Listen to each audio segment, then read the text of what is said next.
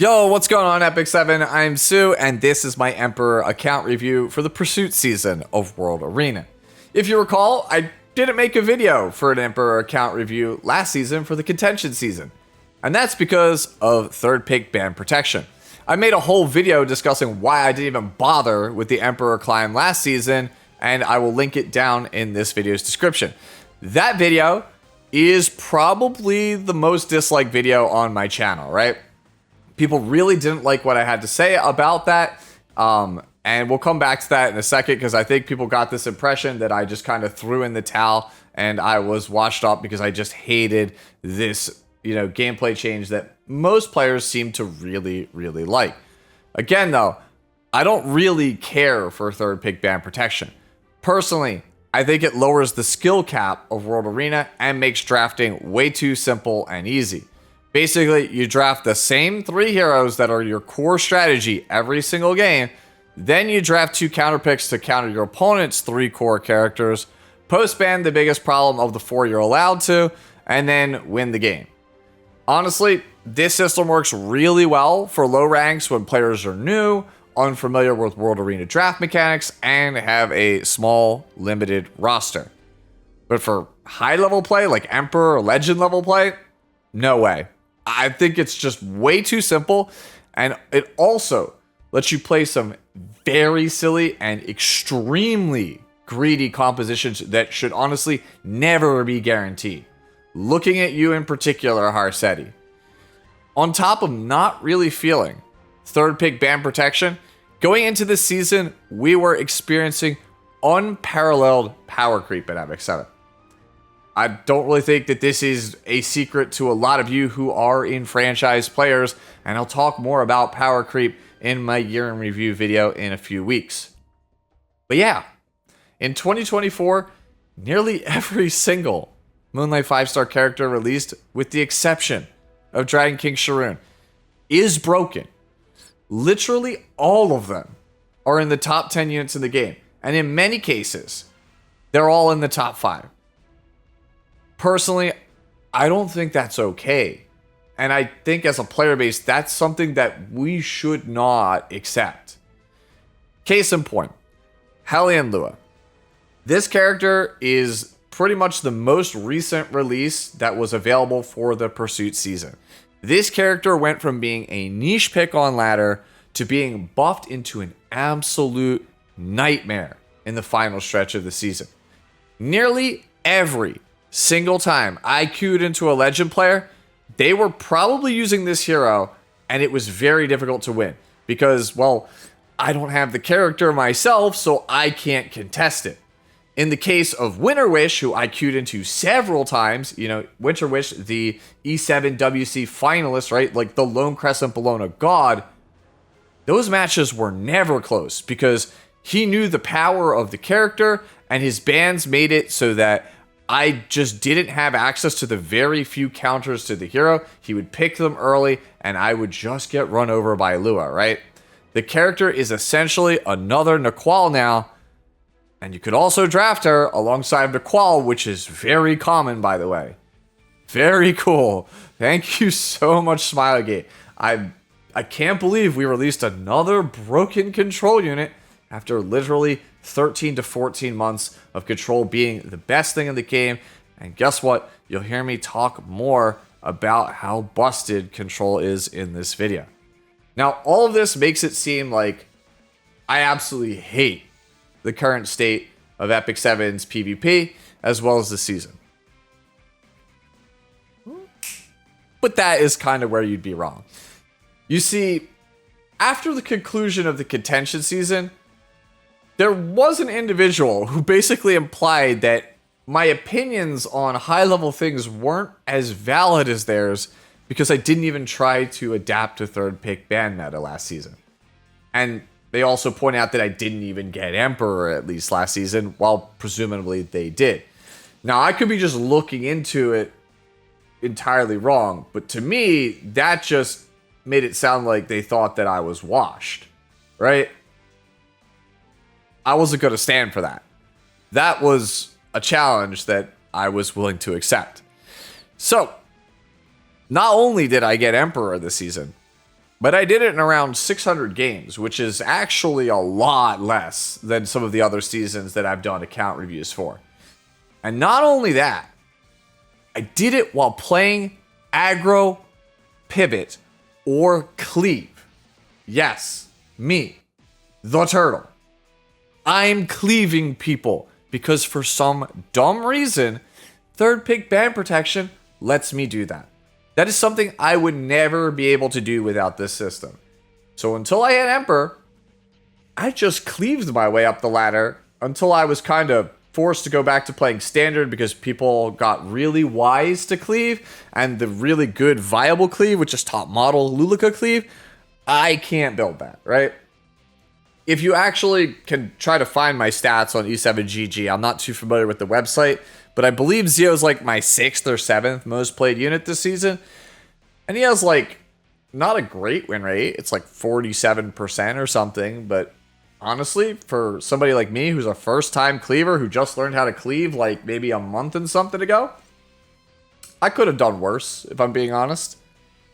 Anyways, so aside from spite pushing me forward, I had another thing that I really wanted to do this season, and that was to help more people achieve their goal rank alongside myself, right?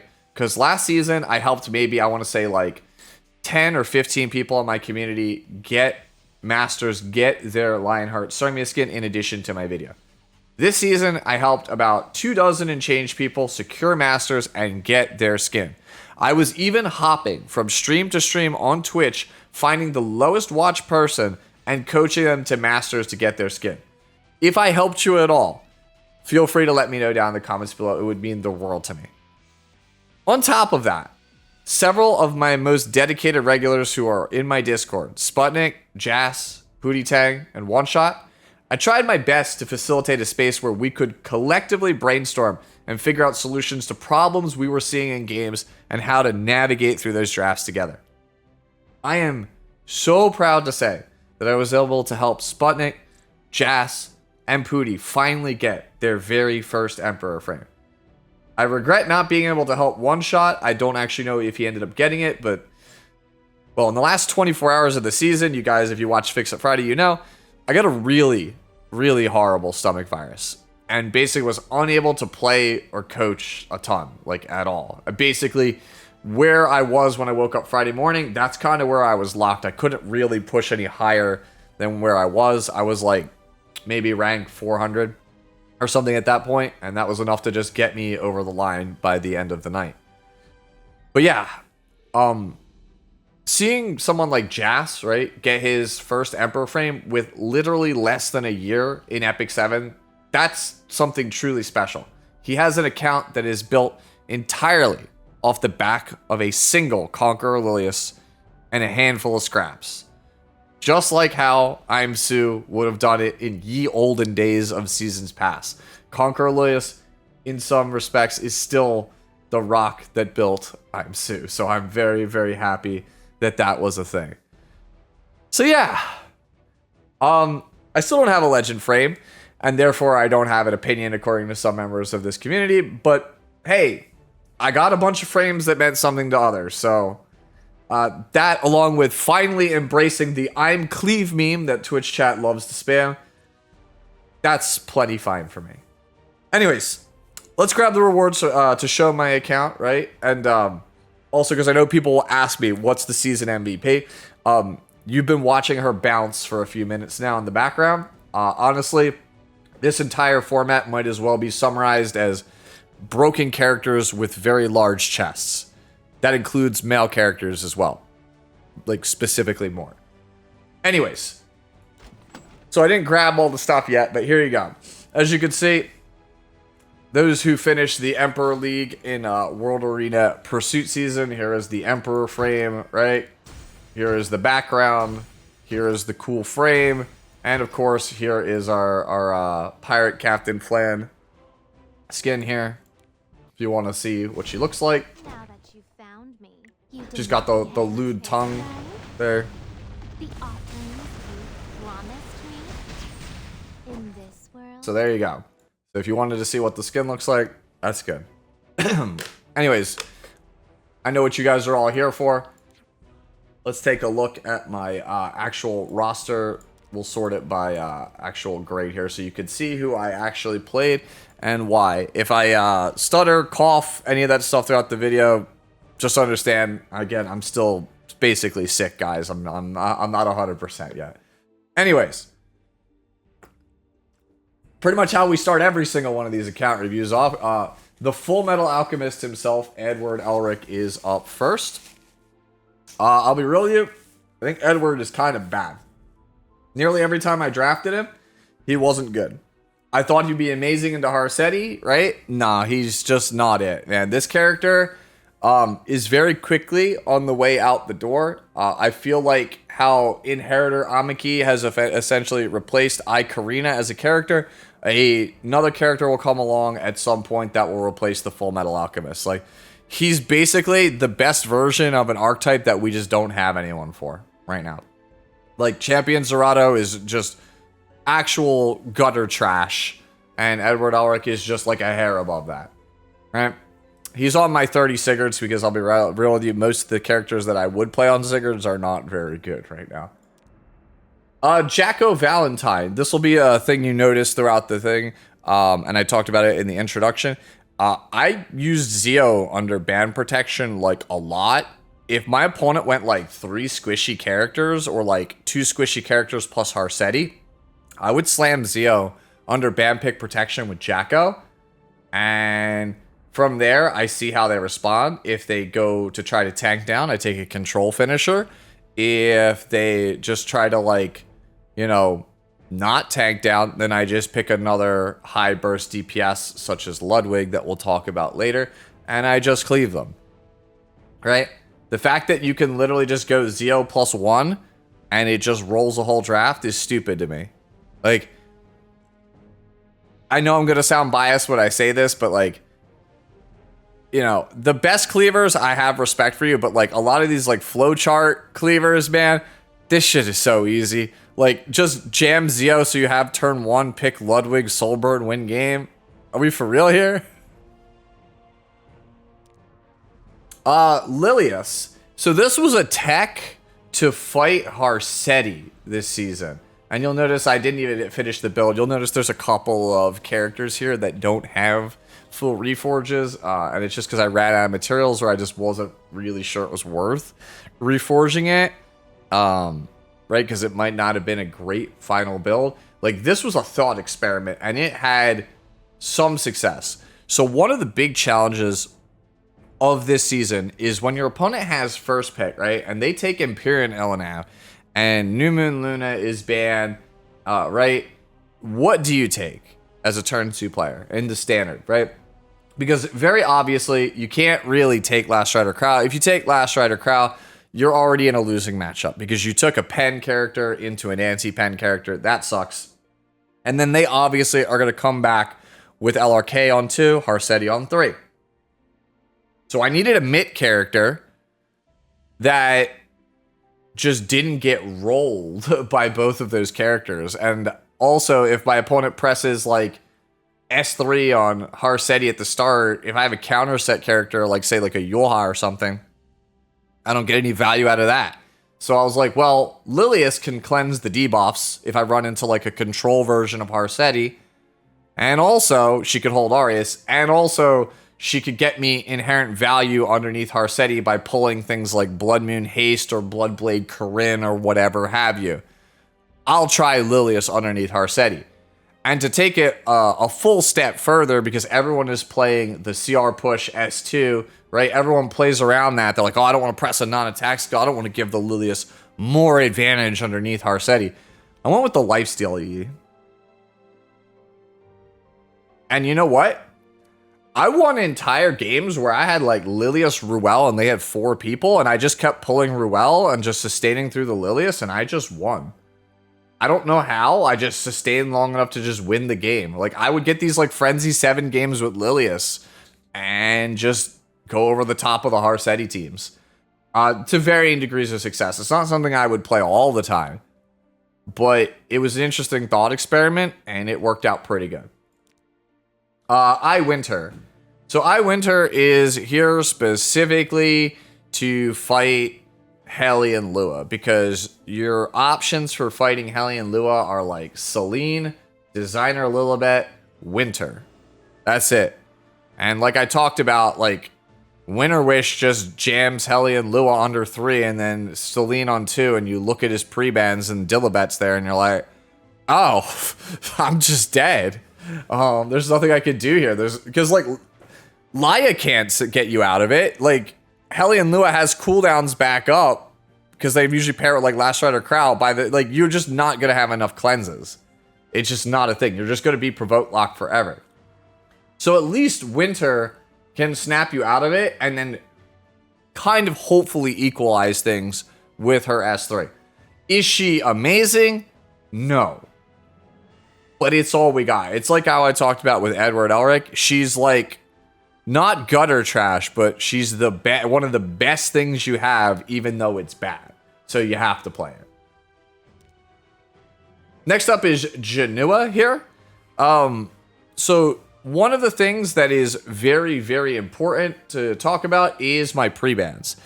I pre-ban for most of the season Afternoon Soak Flan, because I think that is the best character in the entire game, right, at the moment. And then I was banning, like, Sea Phantom Politis or Harseti alternating. And then I realized that people are just really, really good at the high ranks at playing BBK and playing around Veronica. And I just didn't want to deal with the character anymore because I noticed a lot of people this season were crutching BBK. Like, if you took BBK away from certain players, they didn't know how to function. It was like you could literally see like the now loading screen on their brain. It was just like, what do I pick? So I just started pre-banning BBK Flan, and just people were like, wait, how win? And one of the few good carries that is left underneath Harseti when both Flan and BBK is, down is Jenua. So you just have to have a Jenua. My Jenua is not amazing, but he's very, very important. I just want to point out, by the way, I literally just got this imprint like literally Saturday, so I didn't even have the crit chance imprint available to me. So yeah, that would have made things a little bit easier, so might be time to re-gear him. But yeah, very important character. And honestly, even if your opponent has Elena, he still sometimes is worth the pick just so that your opponent can't have him. Like, he's still Joshua. He's still busted, right? He's still like a really unfair character, all things considered. Anyways, for those of you who want to see, here is my Afternoon Soak Flan. I pretty much, again, banned her the entire season. She's on not the best gear, as you can tell by my 49% crit chance. But if you want an idea of how the character is built, 4k attack, 1200-ish defense, 12k HP, 170 speed, 300 crit damage. There you go. Lifesteal set would be ideal here. But yeah, there you go. Pen set, obviously, for the extra damage on the dual attacks and the S3. Nahkwol.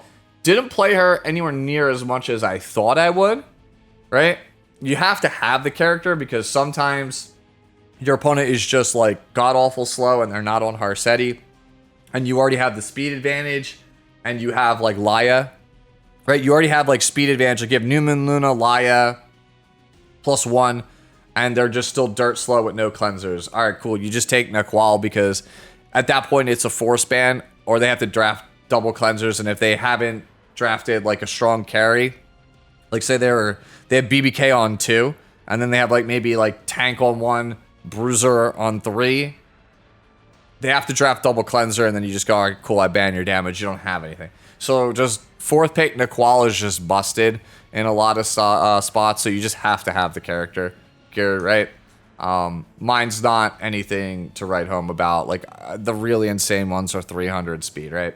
Mine is just kind of, hey, it's got around 150 F with 280 speed, right? Next up is Standard Veronica. So, I actually don't like my build on Veronica. I have learned that you really want like 28 to 2900 attack. So 2661 is not enough, right? That really does not work for me. And the 200 F, I think 180 is the lowest you can go because most people build BBK at 180 ER. So I want to make sure that I tag everyone, even the ER BBKs, right? This is pretty much why I did what I did. Honestly, I could have probably put the 30 Guiding Light on her, right? What is the difference in attack here? It's only like 100. Like, maybe, yeah, that gets me there.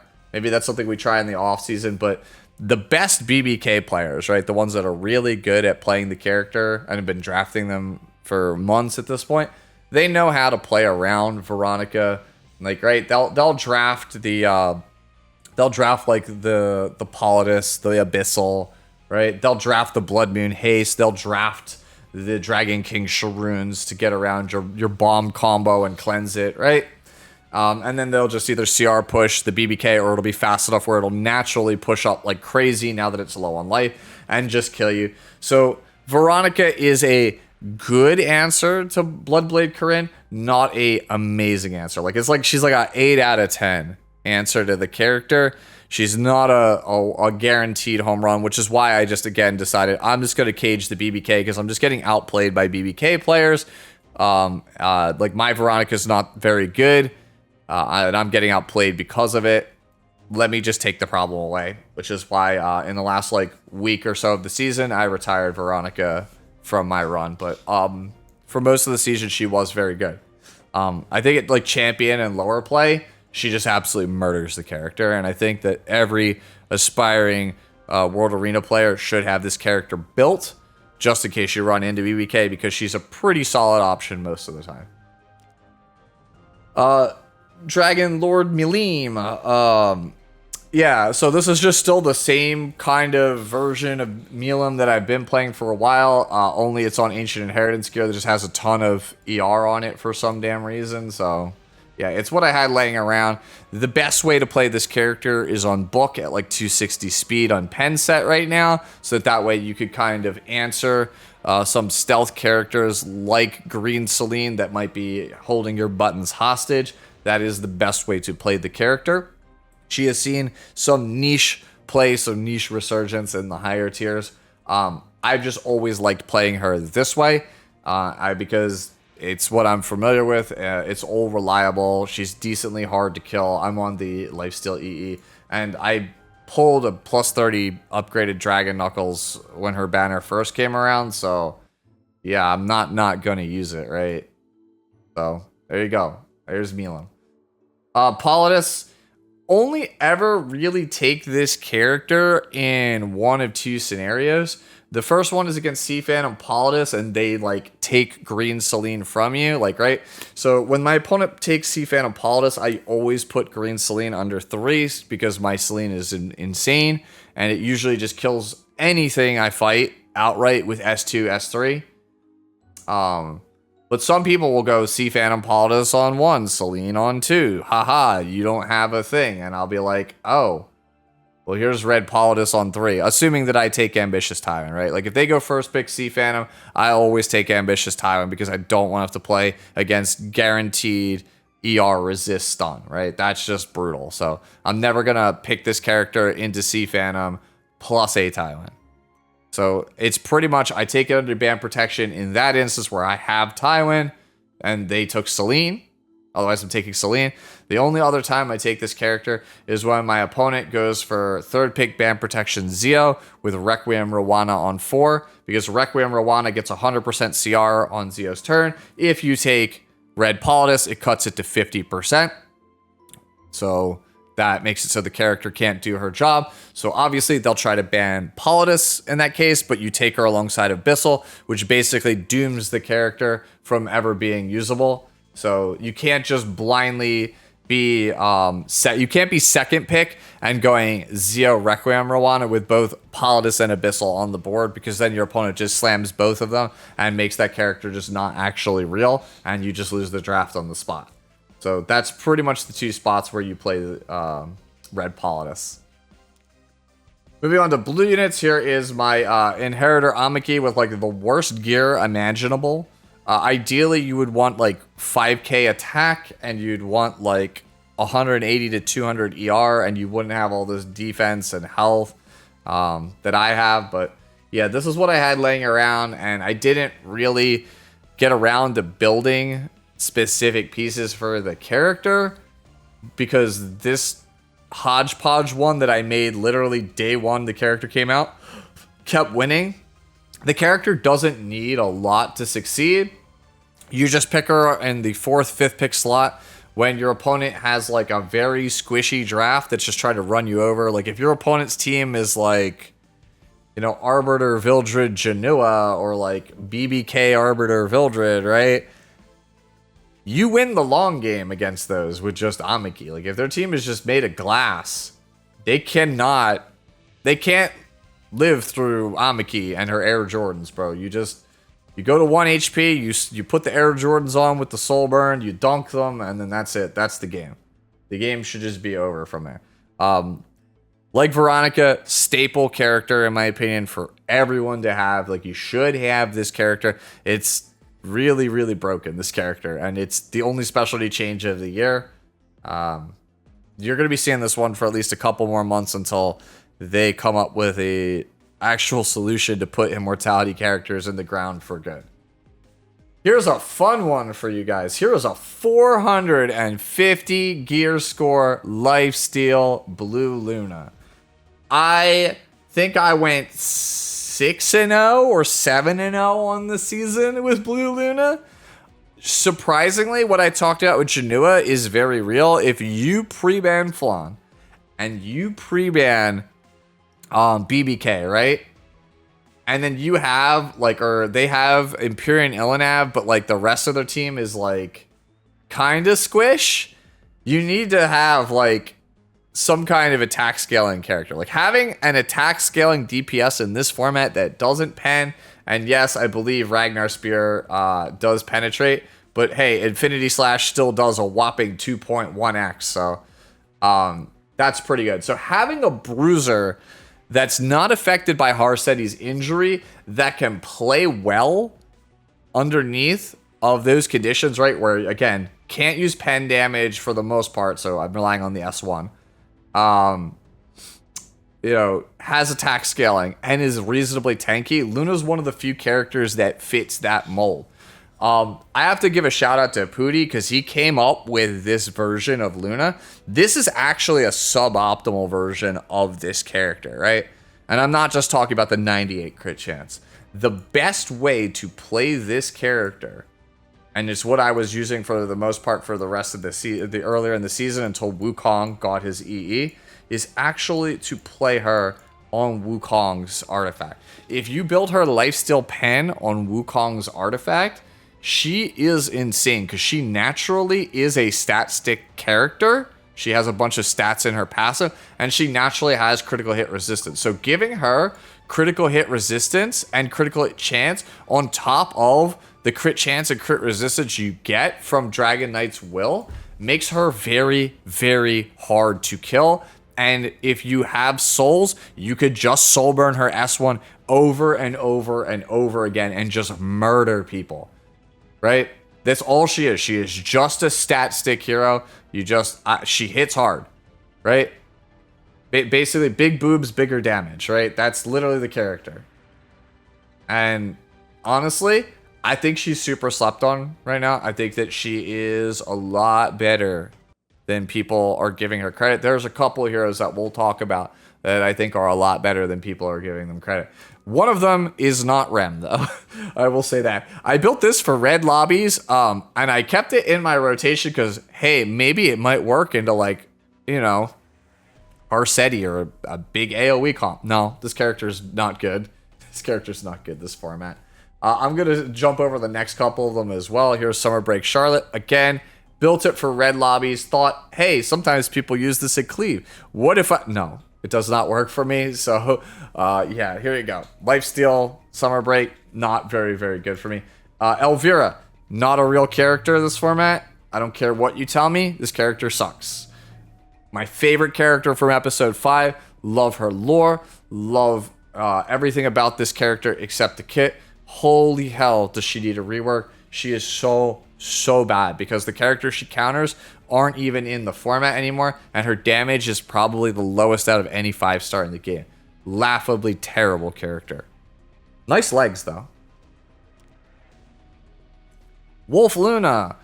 So Peira is only ever picked for me in the 3rd pick ban protection slot when I need to go, right? Like Zio is banned. They have a fast character, but I'm confident it's not like 310 fast, right? I can go Peira Requiem Roana and not have to fear that Politis plus Abyssal double CR 4th, 5th pick, right? That completely invalidates my character. That's the only time I pick Peira. She has fallen off a lot. I think unless you're pairing her with Requiem Roana for that one specific instance I just told you, she's not super good in this format. Here's Sez. You can cleave with him. That's pretty much it. He's like Jacko. I need a cleave finisher. Cool, I'm gonna just take Sez. Right? Like, I would sometimes take Sez on 2, Zio on 3, and then just be like, alright, ball's in your court. You know you're getting cleave now. The question is, like, how am I finishing this? Are we going Requiem? We going Jacko? We going Ludwig? What are we doing here? Right? So yeah, this is my Sez. He's not amazing. I think there are better ones. Honestly, I think I should slow him down, increase his attack. Maybe like 200 speed is probably fine. I will say this. Sez is very, very fun and very satisfying to play, right? Because he's a character that's just not been good for so long. And there's just something about reliving the old YDCB Wind Rider Cleave days that makes it pretty sick. Honestly, Alexa's Basket is here just for the gab chance, because my attack is not super high. I think if you have like Insano gear, maybe Wind Rider is still the play. Byblis, I stole a couple pieces of her gear. I don't think I played her once at all this season. She's pretty much the counter to Navy Captain Landy, but Navy Captain Landy's not very good. She's pretty terrible. So, yeah. Lua, same logic as Nahkwol, right? Sometimes Lua's just better than Nahkwol. Like, Nahkwol's better like 8 times out of 10, 9 times out of 10. But in the 1 in 10 chance that, you know, maybe Lua was the pick, I would take Lua. I think I played her like 1 or 2 games the whole season. I've ended up winning them. Yeah, it's a Lua. SSB, this is largely built for red lobbies. So if you just want to see what I'm rocking for red lobbies, there you go. Aria. Surprisingly very, very strong underneath Harsetti. Who would have thought a character that thrives in slow environments is good under Harsetti? She only works as a 5th pick, though, right? You can't just take her on 4th pick as 2nd pick, because then when it goes back to them for their 4 5s, they just go like, you know, Mort plus Roana, or like Mort plus Solitaria, or Roana plus Solitaria, and you're like, oh, I just lose now because my character literally does nothing, and in some cases actively helps them.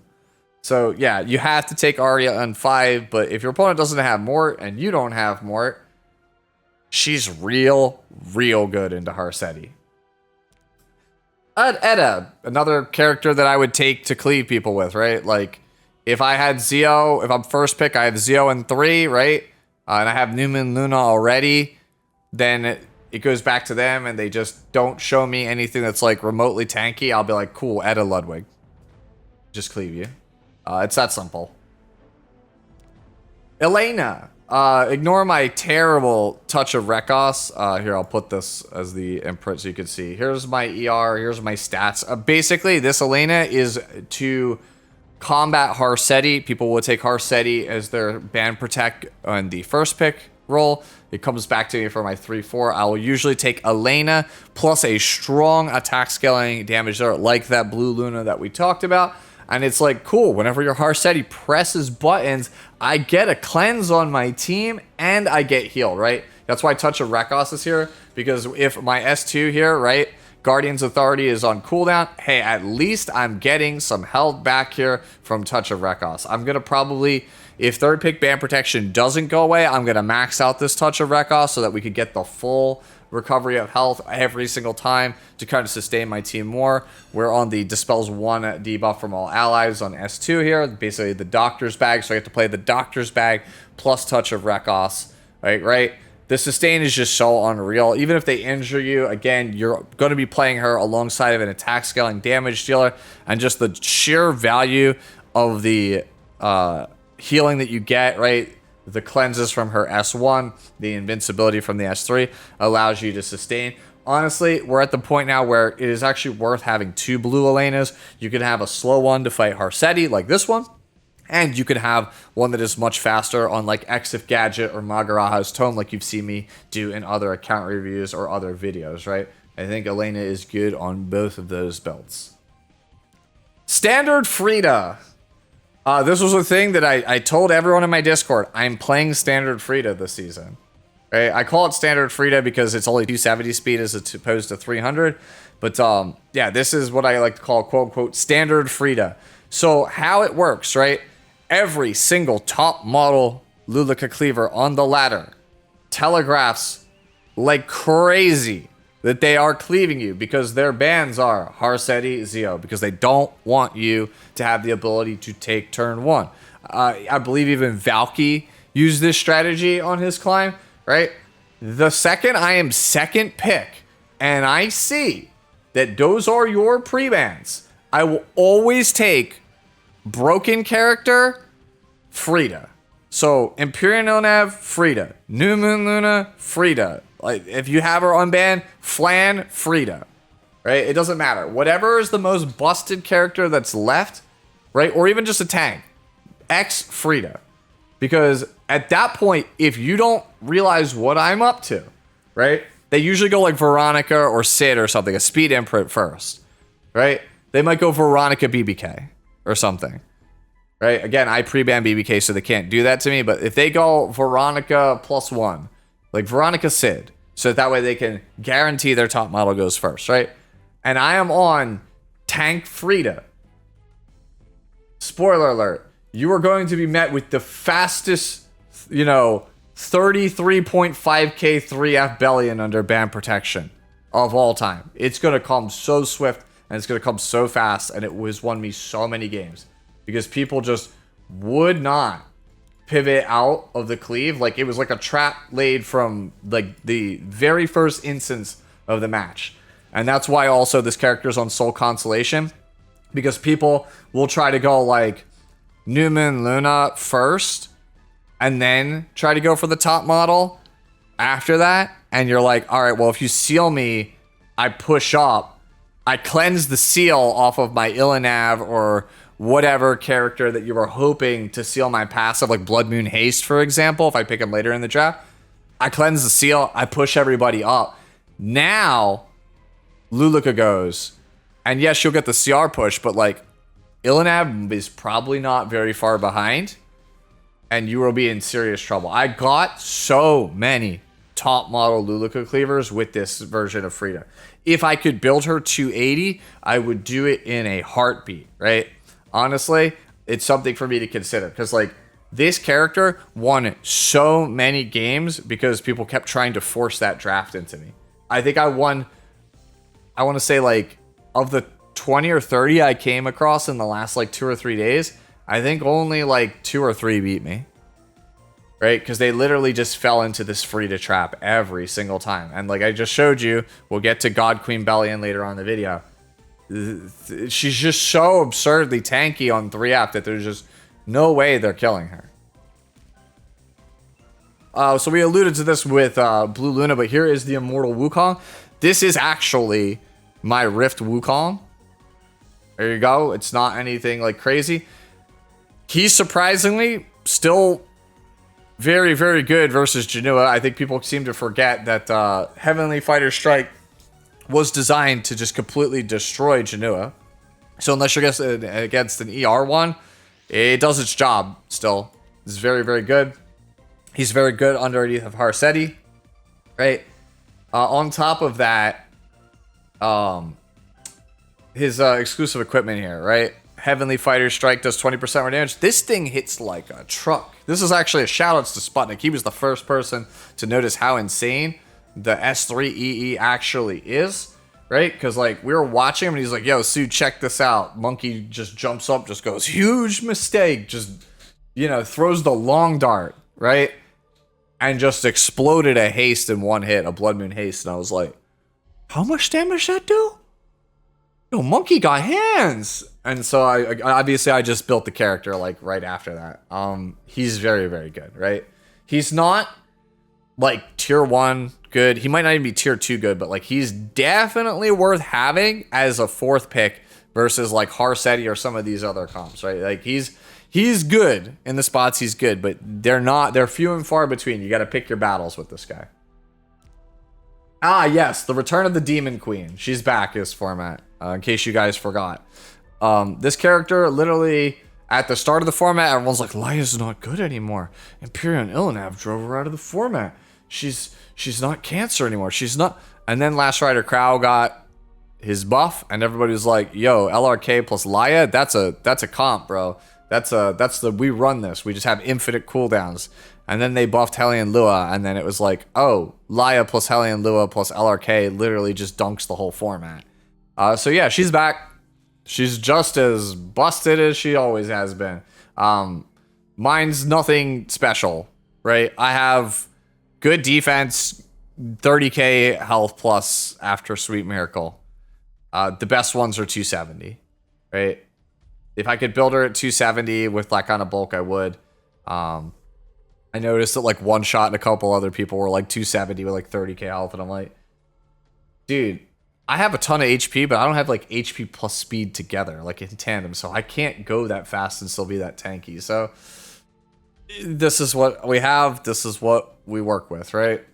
Anyways, yeah, so she's back. Surprise! I bet you she'll get a rerun for Valentine's Day this year, and she will somehow fall out of meta like a month after. Right? Because that's how it always is, right? If a character becomes a problem for a year, they'll resell them to you, and then they'll just be trash after that. The boy Rimuru, I don't think I played him like a single time this entire season. But I always like to have Rimuru geared because I think he's a cool character. And mechanically, I think this is probably my favorite kit in Epic 7 history. I think it's just a really interesting character. I wish they made more characters like Rimuru. I think he's very cool, very nuanced, lots of interesting builds for the character. All right, this one's gonna catch some people. Like, they're gonna be like, what the hell is this? Sue, what the hell are you cooking, boy?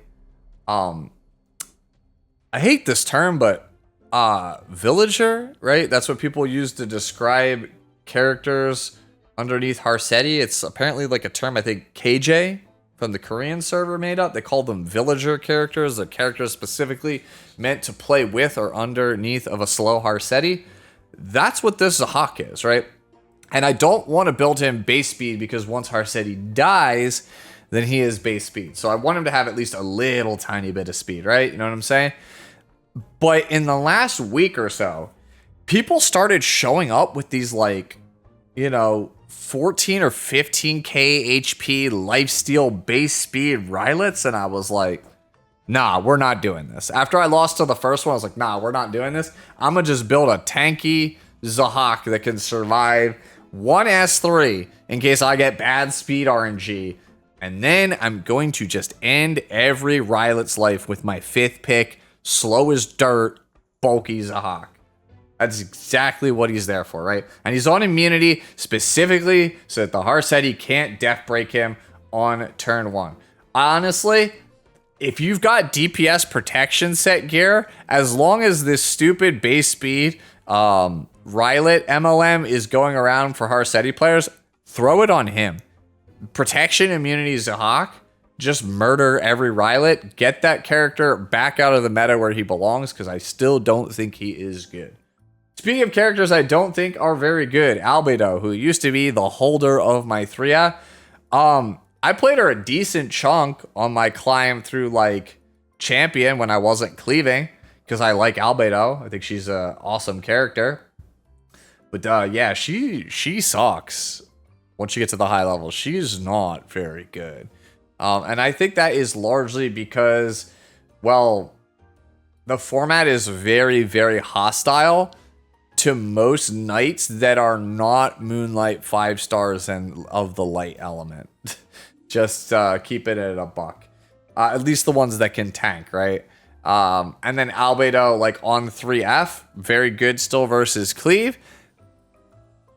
But 3F Bellion is something else, man. That character on 3F is just broken. So, yeah, decided to just go with an Arius Albedo. Drafted her pretty much only versus cleave, and that's kind of it. Speaking of characters we only draft versus Cleave, you know how it is. Armin, I think, is a great budget anti-Cleave character for new players that don't have a ton of Moonlight 5 stars in their roster, a ton of limiteds in their roster.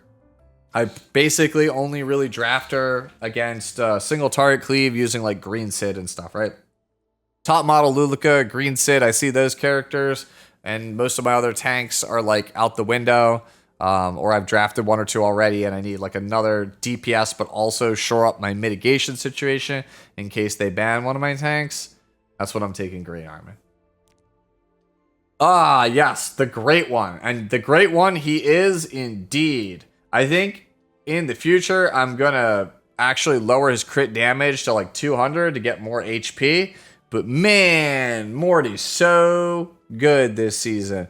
I originally was like, oh man, he's going to be nuts. And then I played him for like a week and I was like, oh man, he's super mid. And then the more I played against him, I was like, oh man, he's not even that good. And then we had the epiphany where maybe Blood Moon Haste really is that broken. And sure enough, Blood Moon Haste was way better than I thought he was like a month ago. If you guys remember from my like first headhunt video, I was like, Haste is like tier 3.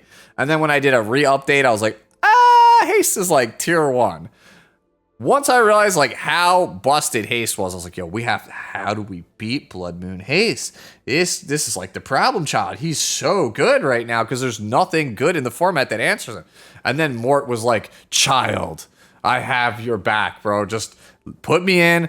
I step on the Haste, and he is no more. And that is it. You pick Mort into Blood Moon Haste, and that character, unless he just has F and you have a ton of buffs for him to strip, like if he can't get S1s for value on his turn, Mort just eats him for breakfast. It is the freest matchup. It is free 99. And I also love picking him against teams that just don't have a lot of cleansers, because he basically has an ambitious Tywin. S3, when you think about it, like it's just a stun. It's like a team-wide stun. So that just lets you just steal games that you have no business winning. Obviously, he's very good that he gets rid of counters, right? That's the main reason why he's good versus Haste. So that's very, very strong. As for artifacts, I tried Mature Sunglasses, but I only have a plus 15 one. Didn't like it. Was trying Victorious Flag, but I found everybody just focuses the Mort, because they're like, oh, dude, I need my counters back, bro. I got to kill him before he stomps. This is ridiculous. I have watched so many people try to burst my Mort and succeed, and so I had the epiphany. Dude, what if I just play Holy Stack? Because they'll go, oh, Death Break you with Harsetti. Follow up with Harsetti. And then the speed tuning will be like, oh, everyone piles on Mort before he gets a turn. And then Mort dies. And then it's like, surprise, bitches, I'm back. And then you step on them, and then they fear them, and then you just take over the game from there. Oh, I love Holy Stack on this character. Off-season, new goals for off-season. 200 crit damage, 26 to 27k HP immunity set, so I can't be death broken by these damn Harsettis. Love this character now, dude. Hated him like a month ago. He's excellent now. Finally, lore-accurate Mort. Senya. And yes, this was picked during the season, right? Now, this doesn't look too crazy compared to a lifesteal Senya. But the real kicker here is the artifact. Ancient Dragon's Legacy, right? It says, after the caster uses a non-attack skill, decreases skill cooldowns of all allies by 1 turn. And has an 80% chance to increase critical hit damage for 2 turns. Blah, blah, blah, right? So basically, if I use a non-attack skill, I get a skill cooldown. And you might be like, but Senya does not have a non-attack skill. That is where you would be wrong. Because on Indomitable Spirit, whenever they are hit by a non-critical hit, they activate Grace of the Battlefield, which is a non-attack skill, which will proc Ancient Dragon's Legacy and restore your skill cooldowns. Now, for the astute amongst you, you probably realize what this Senya is for. And that is Requiem Roana. People love to take Requiem Roana on 4 and then hit you with like the Eternal Wanderer Ludwig on 5 and try to cleave you, right? Or stop you. And you're like, cool, here's a green Senya. And everybody's like, oh, he must have just, like, especially if you sell it, right? Like, you act like you ran out of time and you just like, oh, Green Senya, bro, I'm sorry. It's like all I got. And they let it through. And then they press the S3 on Eternal Lament. Cannot trigger a critical hit. Oh, so you mean to tell me that this move, this S3 that resets my cooldowns, cannot trigger a critical hit? Oh, well, that triggers Grace of the Battlefield, which triggers more artifact, which gives me back all my cooldowns. So there you go. That's the whole point of Senya. Having Senya on this artifact literally says, hey, you can't Requiem Roana me. I think now that I've put this out there, it's going to work even less than it already did. Right? Like, I think I drafted it like 5 or 6 times. I think it worked like 4 or 5 of those. I mean, I did have a fail case, right? I just got cleaved around it. But there you go. If you need your cooldowns back versus Requiem Roana, this is something to consider. Yulha. Let me put her back on her self-imprint. The attack was just for the one game that we played her with Jenua at the end of the season. So yeah, I'm on Revenge on Yulha because famously I always think Revenge is like the best way to play this character. If Harsetti is not in the picture, because most of them are injury, and your opponent is on Last Rider Crow, and you have Laia, because obviously I would not play Yulha, I think, into Last Rider Crow plus Laia, because just the cycling is way too much, and she still will get run over. But if they just have a standard LRK comp, Yulha is just very good in that scenario, because they press Bike, it lowers Yulha's health, you might be able to get a Symphony of Agony and kill somebody. I think this character is actually, like, slept on. Like, she's better than I think most people give her credit. I don't think she's a top tier tank, but she's pretty good. She's also very good versus Cleave, right? The Ludwigs take a lot of damage from her new reflect changes. So I've had some people actually just die, right? They press S3 and my Yulha goes to like 10% health and then they just die from the reflect damage because it's just so much. So yeah, she's just good. Not amazing, just good. Like solid B plus character. Ah, yes, Celine. Here, this is like probably the second highest gear score character on my account. She's like 448 or something, close to 450. Yeah, so I say this phrase a lot every time I talk about Celine. Basically, you press the non-attack skill, I will put the fear of God into you because of how much damage I have. I will literally destroy you. Soulburn Thunderclap on Celine with this much damage kills almost every tank in the game unless you are like exceedingly tanky. Like you need to be like 31 plus K HP with like a barrier for me to not just like delete you off the face of the earth with this character on a Soulburn. So yeah, the number of like Sea Phantom Politises that have pressed into me this season and I've gone into them and just instantly killed them, pushed up, Soulburn, killed their time when in one hit, is very high. Like it's in like the 50 plus range at this point. Right? Celine is a mandatory character in my opinion in this format, and it's why I think Milim is actually seeing some fringe play, because sometimes, man, you just have to get the hot on off the board, and Milim is the only real consistent way to do that. Galileu's, mine is garbage. I only use this really for PvE, but I still wanted to keep her here to talk about her because Pooty had an incredible amount of success with this character, but I don't think most of you watching this can build the character in the way that he did. And I think it's a testament to how if you have a character that you really like, you can build your whole account around them as long as they're not like garbage, right? As long as they're not like Enon, right? You can probably make it work. So Pooty was playing Midnight Galileu's at like 288 or 290 speed. Like if you have this character in like the 280 plus range, you can play her if you pre-ban Imperial and Elena. You can just build your drafts around Gala and just rush people down, right? Like if you've got all the speed imprints, right, you can play your whole account around Galileu's and just run people over. Again, mine is not very good. As you can tell, it's on purple gear. It has a bunch of critical hit chance. It's like not very good. It's not even on my good Wind Rider anymore. Again, I just wanted to say like 4K attack, 290, 300 crit damage at like 280 plus speed. I know that's like a pipe dream for some people watching, but man, like a Lilias like that just does incredible work in this format, assuming that Imperial Illinav is just not actually a character, right? She's just pre-ban. Vildred. It's just my Vildred for hunts, and I sometimes would use him as a speed imprint. Destina. Only play her versus heavy debuff comps. I think Destina is pretty much unplayable in World Arena unless you just like need to go like 3 cleansers for whatever reason, right? I think I drafted her like once all season.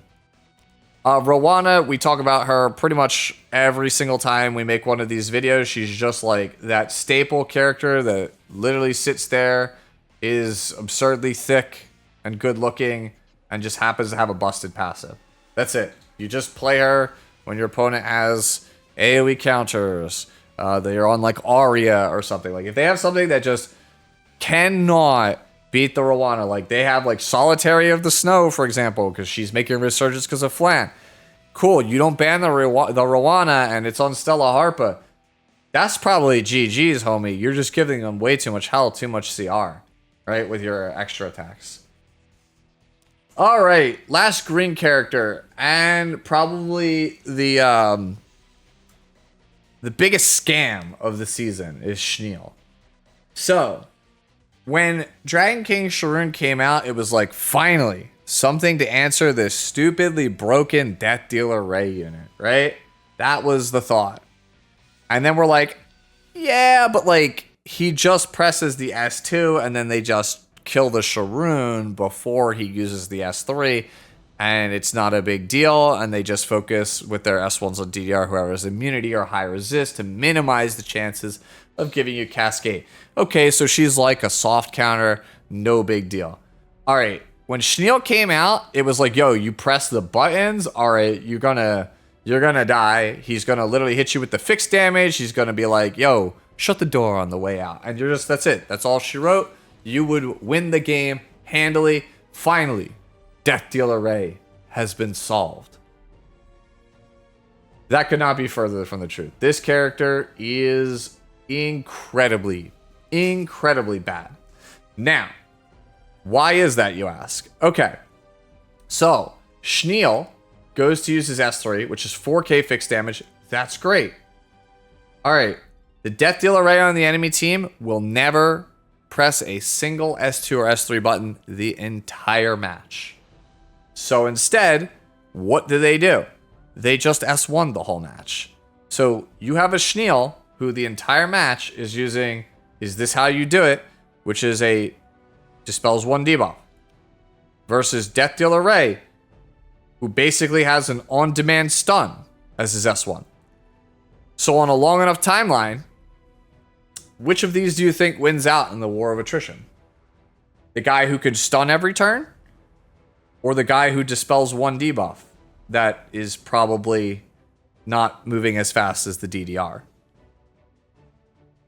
So yeah, what ends up happening is DDR versus Schneel is the game becomes a 3v3, and whichever character, or every player I should say, has more damage on board is the winner. So if I go Imperial Illinav, Death Dealer Ray as my 1-2, Schneel is an automatic losing draft because Illinav puts an insane amount of pressure on your viable tanks and damage dealing options.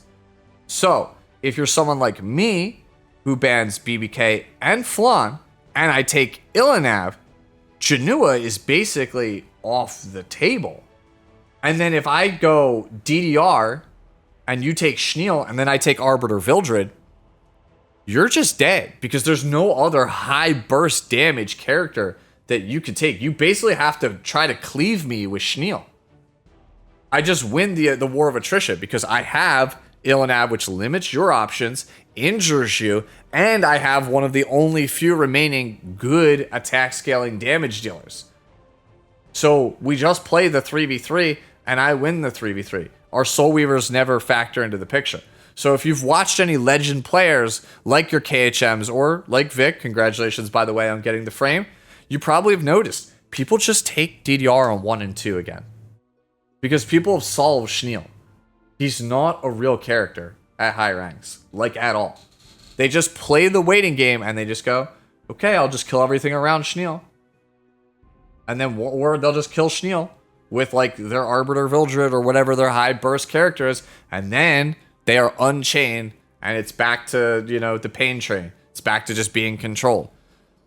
I don't know why Smilegate can't seem to get this right, but man, y'all guys need to stop making control characters too good, because your cleansers, the best ones we have, right? Like Laia cannot keep up with Hellion Lua. How the hell are you supposed to design a cleanser that beats things like Hellion Lua and Death Dealer Ray and not make them broken? Now I say that, but Schneel actually is pretty close to correct. He could do it. All you have to do is make it so that this says inflicted with poison or venom or sleep. That's pretty much the easiest fix. Because then he literally cannot play the attrition game against you, because if he goes for the on-demand stun, then you die, in which case you don't even need ER on Schneel because he's not even a safe haven at that point. But yeah, biggest scam of the entire season. I'm actually really, really upset that Schneel doesn't do the job that he was designed to do. Conqueror Lilias. I did not have really many successful games with this character. Basically, if all of the openers were banned, and Harsetti was off the table and I didn't want to take it, that's when I played Conqueror. Especially if I had somebody with a really strong basic attack like Abyssal or Bellion or what's her name? Navy Captain Landy. I can't believe I almost forgot her because she's so bad now. But yeah, that's pretty much it. Jas is the real MVP, I think, of playing this character this season. He played a 300-ish speed Conqueror with like 50 F and like 20k HP, I think. Proved that it could still work. If you guys want to hear more about Conqueror, join the Discord, hit him up. Like, he loves to play Conqueror. Like, it's still his girl. But yeah, for me, she didn't really do a whole hell of a lot. And honestly, I'm going to probably be taking a lot of her gear and moving it to my season MVP in the off season, and we'll talk about her in a little bit. Here's Lionheart Cermia. Guys, I found a use for our girl. I did it. I found one this season. Basically, you build her base speed. When you have Imperial Illinav and they take Harsetti, you take Lionheart, Lionheart Cermia on 4. Right? You go that blue Elena that I talked about for sustain, and you take the Lionheart on 4, and it's like, cool. If you press buttons, I'm going to annihilate you with this Lionheart Cermia, right? That's pretty much it. She's tankier than she was before. Defense is about the same. Crit damage is a bit higher. And then we have enough ER so that way if you're on like Bubble Maker or something, you might not be able to get me. Honestly, I would prefer not to play the ER. I would love to play 350 crit damage with like 23 or 2400 defense. But I don't actually have like good boots that work for this style of build, right? I literally just don't have those kinds of boots. As you can see, this is like a ton of ER. Like, this is the best I could do on defense set. But if third pick band protection stays a thing, if Harsetti remains a meta thing, then we are absolutely going to try to invest in making a really, really insane base speed Lionheart for those matchups. Because honestly, that's the only time where I think she's even remotely playable right now. I think she is in desperate need of some kind of like buff. And honestly, it's not even that the kit is bad. I've talked about this before, but Pisces Warrior might be the worst stat line in the entire game. It honestly needs a lot of help. I think Smilegate should really, really look into the numbers. Cermia is the only Pisces Warrior in the game at the 5-star rarity, and it's just a trash can stat line. It has no health, low defense for a defense scaler, very middling speed, and a ton of ER, which honestly isn't even really that important for the character, right? Like, having 30 base ER is kind of sad on this character. Little Queen Charlotte, primarily used for red lobbies, but I did play her into Harsetti comps because some people will take like Harsetti plus Blood Moon Haste and like a very slow, methodical, not high damaging team, and it's like, oh, I could just blow that up with Little Queen Charlotte. I'm on Unity because, one, these Unity pieces are insane, and two, I didn't want to give Blood Moon Haze something else to strip at the start of a fight in case speed RNG is bad. So that's why I'm on it. Your mileage may vary, but yeah, that's pretty much it on the LQC. And yes, I'm well aware Hellcutter plus Unity can be a non, though. Ambitious Tywin. Probably my most drafted tank this season. I originally was having some regrets recommending him the second time around in Headhunt as like a top tier over Last Rider Crow. But Empyrean Illinev is just such a insanely powerful character. Like, I would always shy away from taking Ambitious Tywin because I was like, oh, they're just going to go LRK Harsetti, and it's going to feel so bad because I'm going to just have this Ambitious Tywin. He's not going to be able to do anything. And then I forgot, bro, you can just bide your time and just ignore the LRK. And once the immunity runs out, it's go time, bro. You just flash, put the sword in the ground, stun, death break everybody, win game, right? That's and until then, you just hit the S1, keep sapping the souls, and you'll get there eventually. So yeah, that's pretty much my logic on Tywin for this season. I still like 100F on him. I think it's very important. Allows you to have a good degree of control. I had higher health on him. The gear that he used to have that made him really, really, really high health is on Last Rider Crow. I didn't move it back. Depending on how I feel going into next season, I might, bring him back up to like 31k like I had before. Here she is again. The goddess, the god queen again, Bellion. We already talked about this earlier, but yeah, 180 speed, 33.5k HP, 1500 defense, right? On a 33F. We already talked about this with Frida. Annihilates the top model Lulu Cleave because they're not banning it. So putting it under ban protection is just, they try to just blow it up, right? They're just like, oh, it's like a 25, 26k Bellion. And then when it survives, it's just like, oh, how tanky is you? So yeah, if you don't have to have my speed if you don't want. If you want to go even slower for more HP, you are welcome to do so.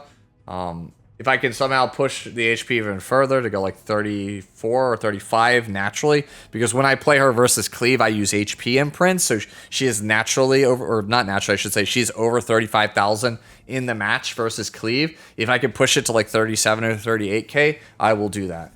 At this point, my Discord truly believes that I am HP seeded. I am also a big believer that I am HP seeded because if you've noticed, and you'll see here going into this light night section, I have an enormous amount of health on a lot of characters on my account. Crimson Armin, this is the same Crimson Armin from like a season or two ago. It's not much different, right? Basically, 29k plus HP, 14 or 1500 plus defense, base speed, protection set, immunity so you can't be defense broken. ER does not matter. Slap RAs on it. Boom, there you go.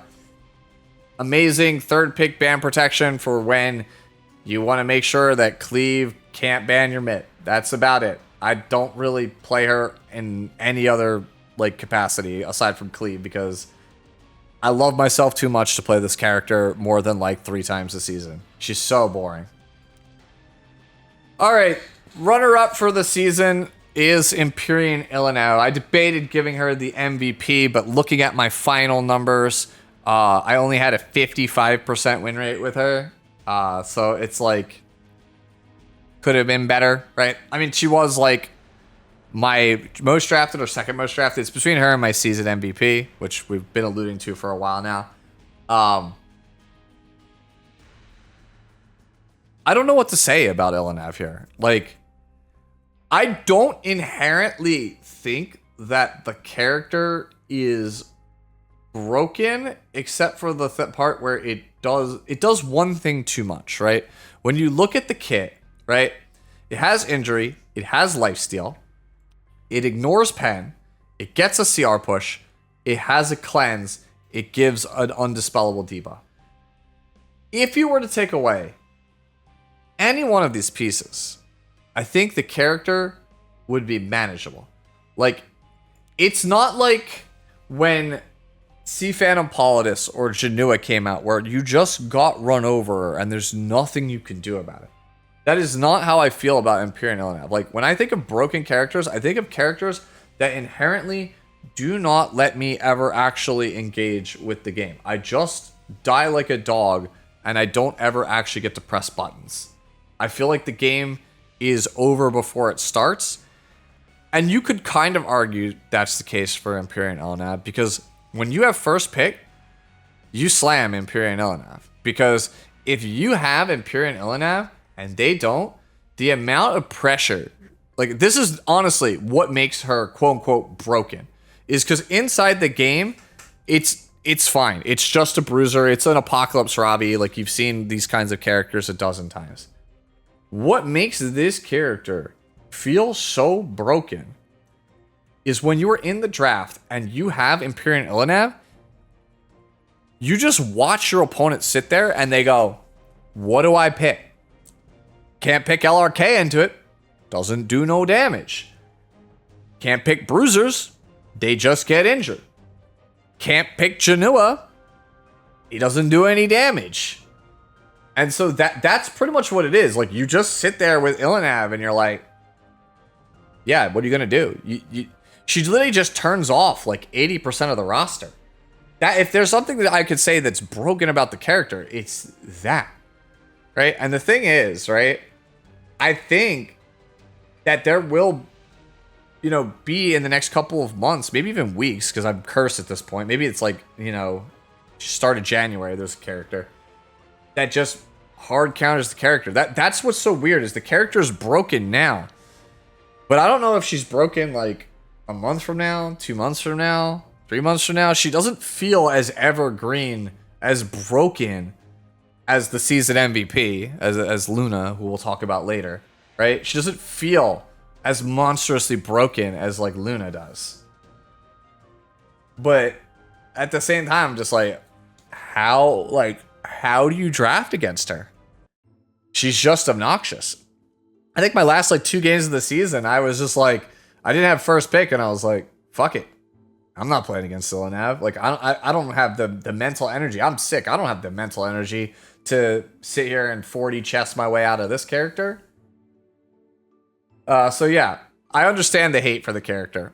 As for my build, I tried Rise of a Monarch. I know that that's the most popular build. People love Rise of a Monarch on this character. It's very highly played in Legend. People love it because of the cycling, the extra sustain, the extra tankiness it gives you. Nah, dude, I just like Elbris. It's probably incorrect. I just like Elbris. The number of times where I see a stealth character attack with like pitiful damage and I'm like, cool, Elbris, and then kill them in one shot. Every time. I'm so satisfied with it. As for like my actual stats on counter, they're very high. I don't expect people to be able to replicate this Ilanav. I think she's like 445 GS. This is very, very high. This is like a couple of my characters this season feel very unrelatable. They feel like, oh man, like that's one of the things I wanted to see with my account reviews, is like when I started doing them, like I want to say almost like 2 years ago at this point, might be a little longer than that. I wanted to see how long it would take for my account to get to a point where I could look at my gear and say, damn, that gear's broken. And I think that this is the season where I was like, damn, my gear's broken. Because like some of my HP pieces are like, you know, my health set pieces are pretty insane, right? I feel like my golem pieces are like the best pieces on my account at this point, right? Which, by the way, I'll say it again. I've said it as like a PSA in like 5 videos. Farm golem. Oh my god, the hunt is so insane. Don't take my word for it. Take Light E7's word for it. He also farms golem. Oh, we jumped over Last Rider Crow here. Here is my Last Rider Crow with my non-existent charms. Not enough at least to get to plus 30 for Bastion of Pelusia. So, I think for this character, either immunity is a must or Bastion of Pelusia with health set. Right? Immunity on Arius or health on Bastion of Pelusia. Take your pick.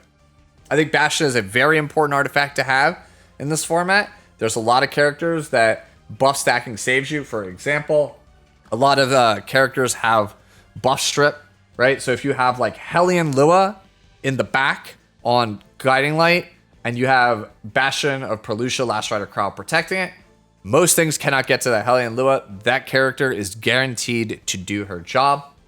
You don't have to play it on Last Rider Crow. A lot of people play it on Ambitious Tywin. It's way more common on Ambitious Tywin. I prefer it on Last Rider Crow. Again, personal preference. As for my ER, I still think like 100 is like a luxury stat. I don't think you really need it.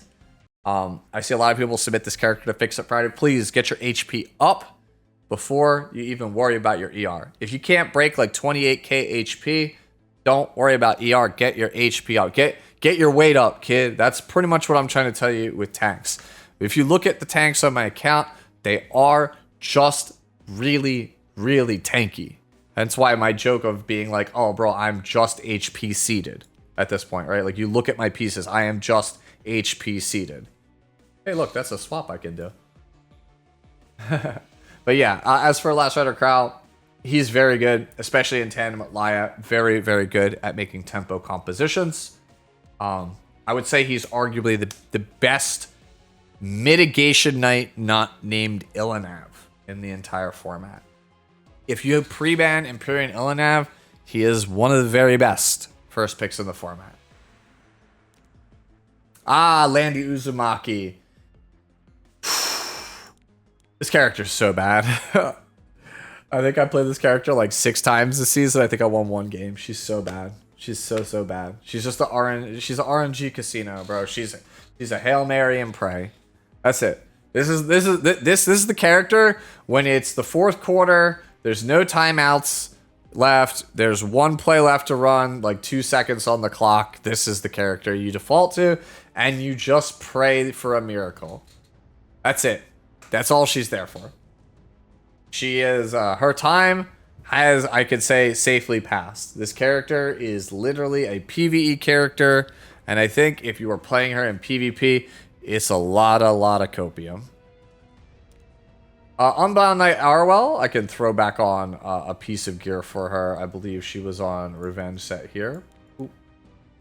See if I could just show you the stats. That would be more ideal. I think it's on Child Senya we were using it. So this is what the stat line was that we were playing on Arwell. This was another experiment, just like with Red Lilias.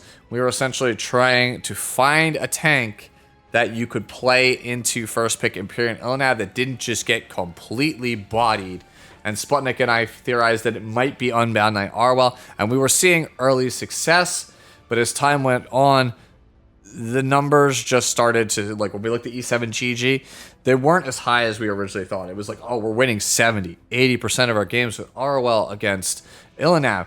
And then it was like, oh, we're winning like 52 or 50% or 48%. So it was like, yeah, no, it was just maybe a couple lucky games early on in the sample set. So yeah, Arwell's still okay, but she's not what you're looking for. Speaking of things you're not looking for, here is Savior Autumn. Played her like 1 time, I think, the entire season.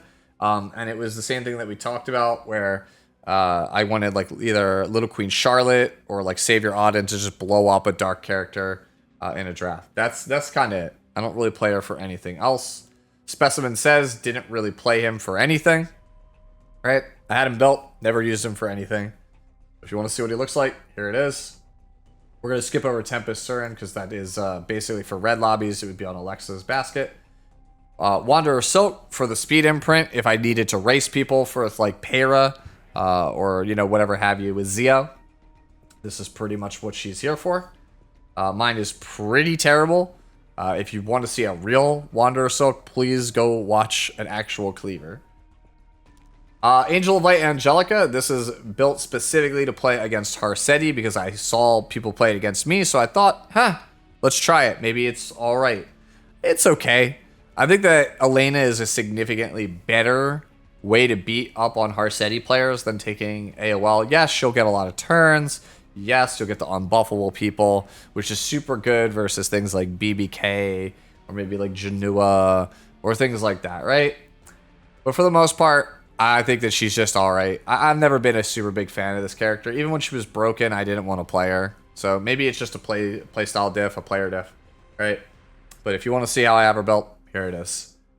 Yes! The girl. Finally. The season MVP. New Moon Luna.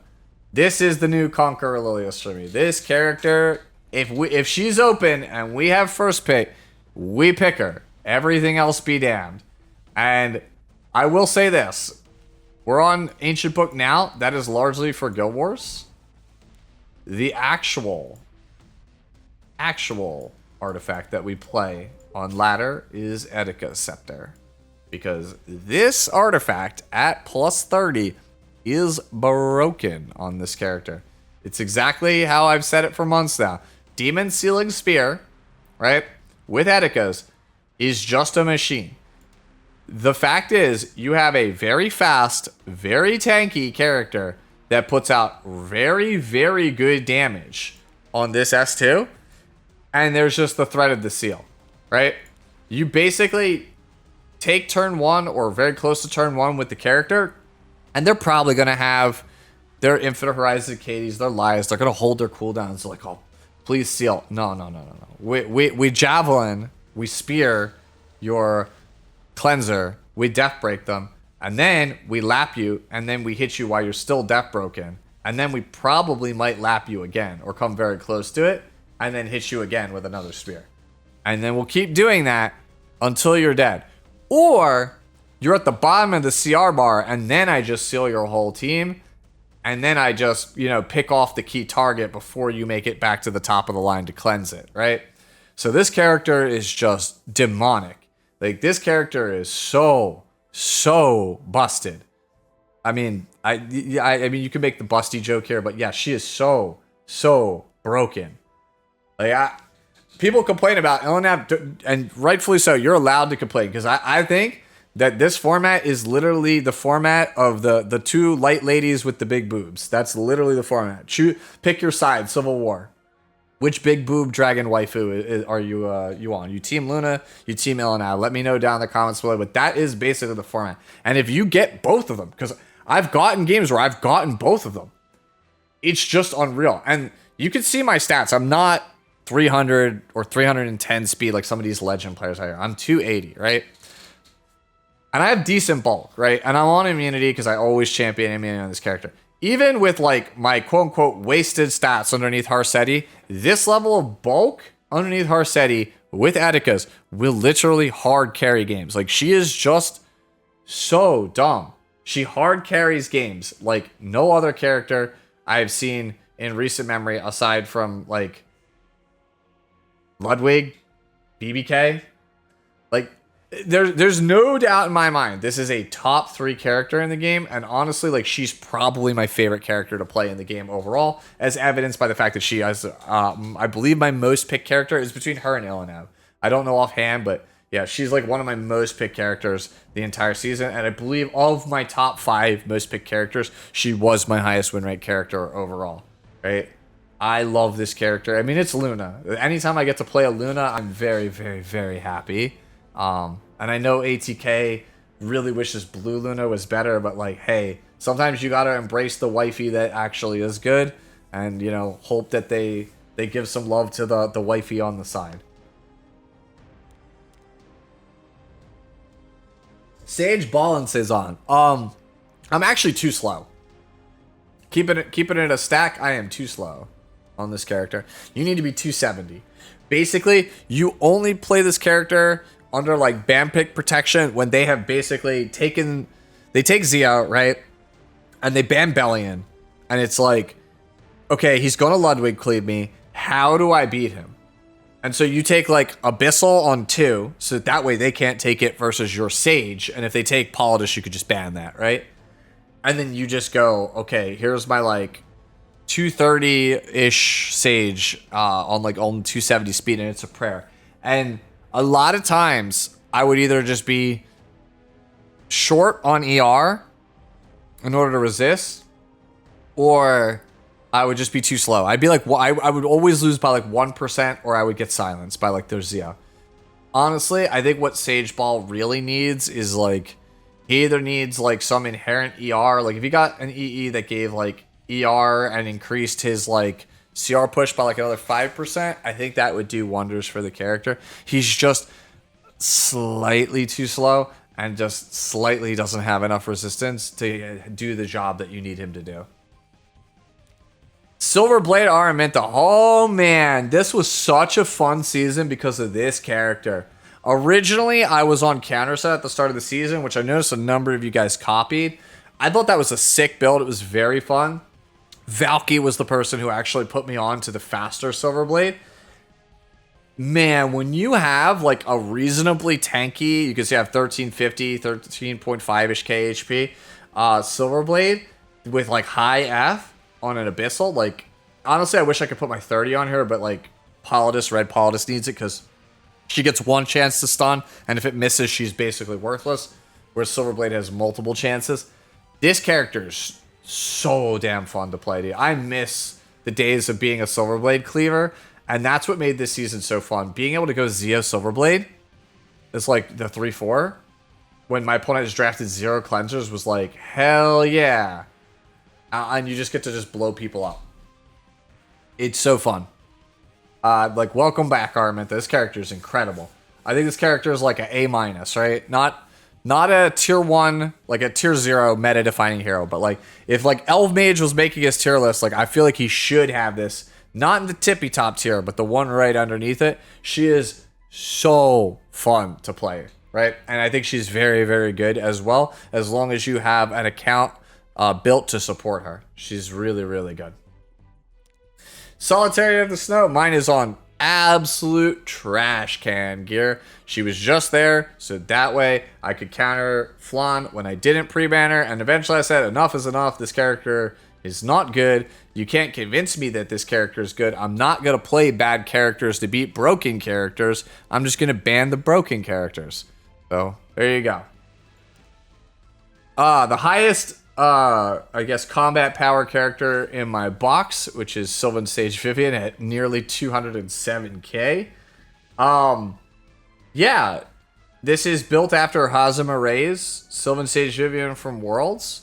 We just use her to nuke the ever-loving crap out of people. I don't like her into Harsetti because most people are on Fairy Tale for a Nightmare, and with our low health and lack of sustain, she just dies. But like, if your opponent is heavy control, she's my go-to damage dealer on 4. She's very, very strong. This is, I think, one of the characters I've historically rated like, or got wrong, like the worst. Because originally I thought her changes, her buffs, made her not very good. I think that she is very, very good. One of my missions for this season was to play a lot more Sylvan Sage Vivian, and honestly, I still think I failed at that. I played her maybe like 20-ish games. Honestly, I really think I should be playing her like 50 or 60 games this season. She is very, very strong. Ah, yes, Dragon King Sharoon. Still good. Especially in a world where people are slamming DDR now still a ton. I still think she is actually good versus DDR. I think that if you ask me, if your opponent takes DDR, right, having Dragon King plus Schneel is a good compromise because then you have all the bases covered on DDR's buttons. Excuse me.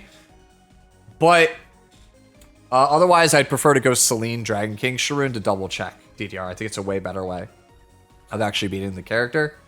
Yeah, if I have to pick only one, it's probably Celine and then Dragon King Sharoon after that to counter DDR. Because, yeah, Schneel, like we already talked about, he ain't cutting it. This is how I have her built right now. We slowed her down a little bit, gave her counter set from the last time you saw her, and put her on Celestine. And that's largely because I don't pre-ban Harsetti, so a lot of Harsetti games are played for me. So having the counter, right, because they usually try to focus her first, is very, very nice. You have like a 30% chance to just counter, get a stun, heal back up the health you had, dodge the follow-up attack from Harsetti. You know, I just felt that she was more suited to, with at least my playstyle, counter set than speed set this time around. Obviously, I wish I had a 30 Celestine, but that one is on haste. Next up is Infinite Horizon a.k.a. The try-hard boys and I in the Discord, Sputnik, Jas, Pooty, One Shot, we theorize that there's probably like 4 ways to play Infinite Horizon a.k.a.s this season. And honestly, like, having multiples of this character might be a thing that we might need in the not too distant future, because she's one of the few good, I say good in quotes, solutions to like things like New Moon Luna. Like, I don't really think she beats New Moon Luna. If you're on Etika Scepter, New Moon Luna stomps this character. I win most of those matchups. But you kind of still need the character for the turn cycling, right? And so as I have her built right now, you might notice my ER is pretty low, but my defense and health are extremely high for a 4-star with pretty garbage stats. Basically, the logic is, if she's so hard to kill that Lunas can't get rid of her or Harseti players can't get rid of her, I will cycle so much and cash in so much value from Guardian Ice Crystals over the course of a game that they can't beat me. Like, you get this proc once every turn, and she just schmooze. She takes like 2 or 3 times as many turns as other characters, which means I get this proc way more often than any other Soul Weaver. Like, the synergy between this character and this artifact is just ridiculous, right? So you don't even have to press buttons. Like, if they try to be like, oh, I'm Celine to hold it hostage, like, unless they seal you and it's do or die time, you don't have to press. You could just keep cycling, bonk people for stuns, and redeem your Guardian Ice Crystals every turn, and it works just fine. There are other ways to play her. Like I said, you could have the high ER, like mid-speed versions like I played in the past. Other people like Jas have her built at like 260-something speed on Eternus, so that way she can be used as anti-cleave, kind of like how we talked about with Sage Ball. Maybe Horizon a.k.a. building a second one like that, moving my Sage gear over to her would make her a better option in that matchup. But yeah, I think a.k.a. is like how we talked about with Veronica and Amiki. I think this is a character that if you're serious about PvP, you should have in your roster, considering how common she actually is. Maid, we did not play this season, as you could tell. Moon Bunny only ever played her against Nahkwol. I don't really think she's particularly very good right now, but this is pretty much the same Moon Bunny you guys have seen me play for the last like couple of seasons, around 270 speed with high ER. You don't need high ER if you don't want to. I just personally like it because I think it's really funny when Nahkwols go for S2 to steal her, thinking that they are going to get her, and then they see resistance. So there you go. Ruele of Light, man. This character, just like Silverblade, feels so good to be back. This character is incredibly good this season. I don't think she's as good as Haste, but still a very strong character. Very good as a second or a fourth pick, depending on your playstyle, what your opponent has, things like that. I originally had her on counter set, and then I started running into people who would like, you know, hit me with Jenua or like Abyssal, and I would counter them, and I would accidentally like fuel their passive, and I was like, oh, no, I don't want to be on counter set anymore. Because once those people, like Last Rider Crow, right? Once Last Rider Crow players figured out I'm on counter set, they literally would just go S1, pray for counter, so I can speed up the clock on my Siegfried. And I was like, no, no, no. My own Ruele is being used against me. I will go back to speed or revenge. Thank you very much. And so this is how I have her built, right? You can see if you want to see it with the actual health imprint. There you go. Still my favorite Soul Weaver in the game. It is good to have her back. I love my safety net girl. She's awesome. All right. I know this has been going long now, but here we go. Here's Designer Lilibet, the first of the dark units. Oh my god, this character is so annoying to play against. I'm so happy when this character is on my team.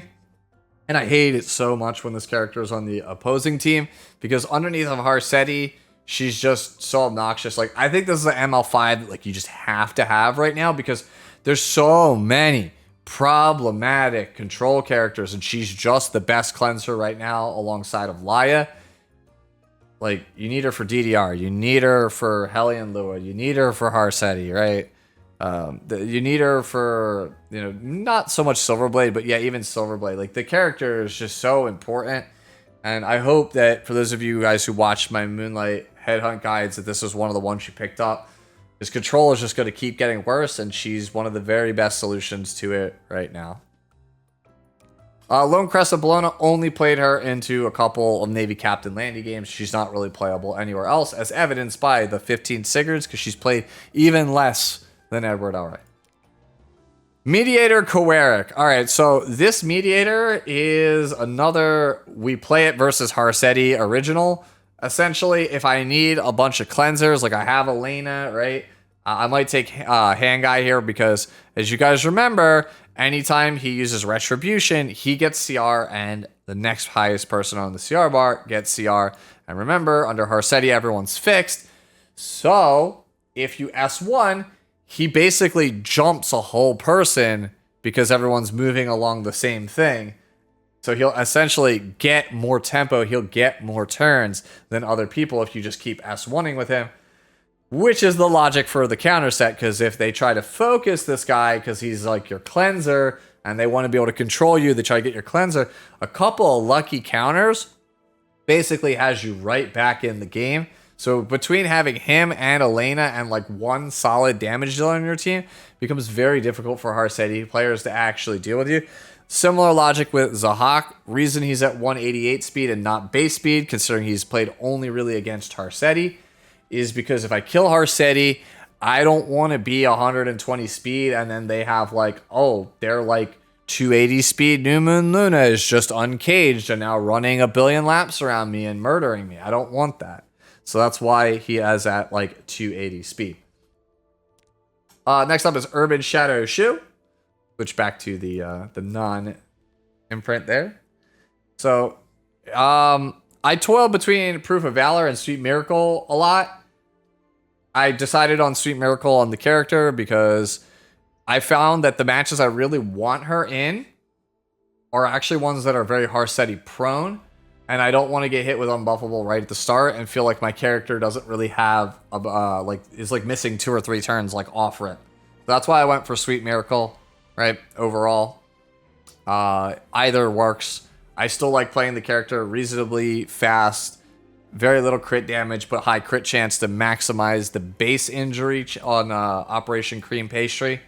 That's why I do it this way. Right, because if you have no crit damage, see the ER versions of Shu, when you go for this S3, it doesn't get max injuries, and therefore, when you go for your second cream pastry, it doesn't kill. That's why I do it the way I do it. Honestly, somebody had a really genius idea from this past Fix It Friday, where they were on like a base speed Urban Shadow Shu. If I ever pull a second version of this character and Harsetti is still a meta relevant character, I will build a second Urban Shadow Shu that is like base speed for that. Something you may have noticed when we're talking about things like this is we haven't gotten to Harsetti yet, but she exudes an incredible amount of pressure on the entire game, right? Because of the fact that, hey, I have to build characters specifically to play against this one character, which no other character has as many characters built to counter them than just this one damn character, which, again, wouldn't be an issue if third pick ban protection wasn't a thing, because you could just post ban it and it would go away. So here's Abyssal. More heavily played than Landy for me. I played her maybe like 10 or 15 games, right? The biggest problems with Abyssal, she actually is a good unit. She has a couple of problems though, right?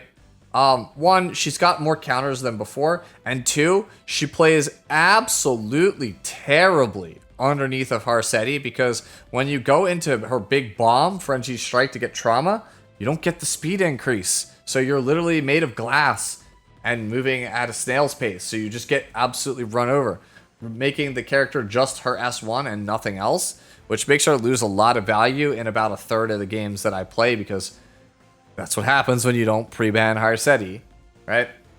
So I think that overall, I think if you're a Yufine Endurier, she will stand the test of time. I don't think that she is a bad character, unlike Landy, right? This passive, Inner Abyss, will keep her relevant, at least as an anti-cleave character for a while, and I think she's still good in Standard v Standard. Just not the best when you consider how much control is running around and how good Last Rider Crow is.